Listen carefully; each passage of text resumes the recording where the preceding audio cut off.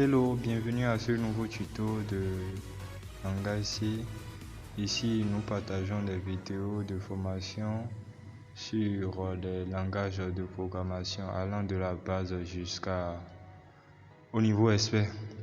Donc, si vous êtes nouveau, nous vous demanderons de vous abonner à la chaîne pour être informé à chaque fois que nous mettons en ligne de nouvelles vidéos. Aujourd'hui, donc, nous allons parler d'une notion très spéciale du C. Il s'agit de la bibliothèque stdio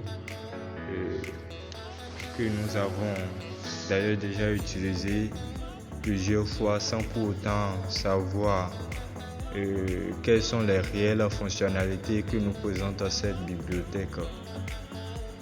Donc, pour une brève historique, sachez que cette bibliothèque, écrite par Michael Leck en 1970 dans le laboratoire Bell, vu déjà dans mes précédentes vidéos à pour définition en anglais, Standard Input Output Reader, ou en tête standard d'entrée-sortie en français. Les fonctions déclarées dans cette bibliothèque sont populaires. Nous avons vraiment utilisé pas mal de fonctions, le printf, ainsi de suite. Le scanf également, plein de fonctions que nous avons utilisées dans cette bibliothèque. Sachez également qu'il y a des constantes qui sont également déjà implémentées et les constantes et les variables globales implémentées et présentes dans cette bibliothèque. Maintenant, nous allons voir comment cette bibliothèque est structurée tout au long de cette vidéo. D'abord, cette bibliothèque est structurée, disons, d'une part par les types de données et les variables globales, et d'autre part par les fonctions. Les fonctions qui sont divisées en plusieurs catégories. Venons donc au type de données. Par rapport au type de données, nous allons d'abord parler des variables. Nous avons trois types de variables globales.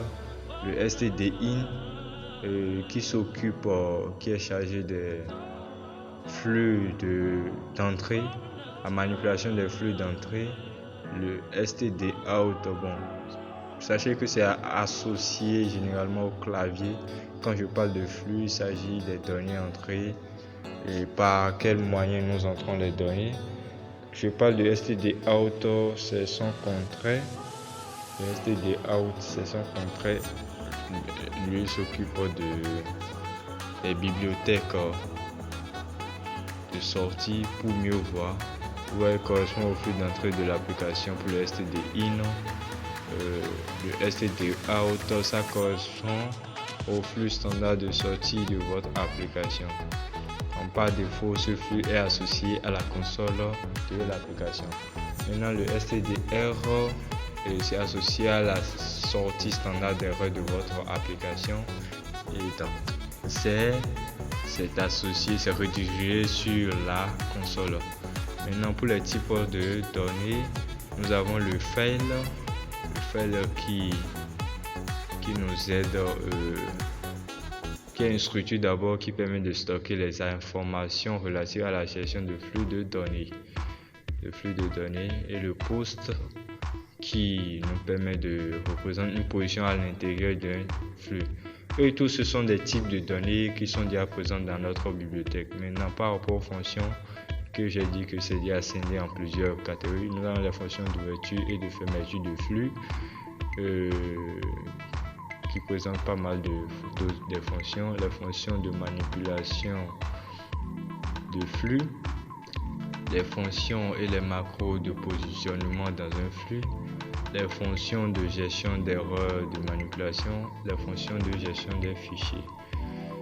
Donc c'est un peu comme cela se présente notre bibliothèque stdio.h. Dans les prochaines vidéos, nous allons détailler ces différents composants. Merci de nous avoir suivis jusqu'ici. nous vous demandons de liker la vidéo si vous avez aimé. N'hésitez pas à nous laisser des commentaires pour plus nous améliorer. Donc